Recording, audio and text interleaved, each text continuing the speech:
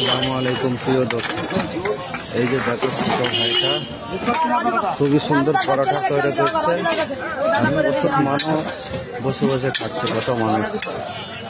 এই যে দেখো মাত্র 10 টাকা পিস,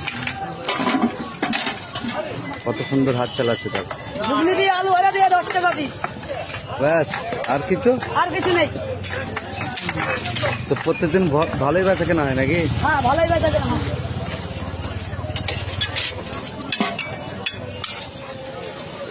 হাতে তৈরি পরোটা রাজু রান্নাকাল বানায় আনি না বাড়ির থেকে।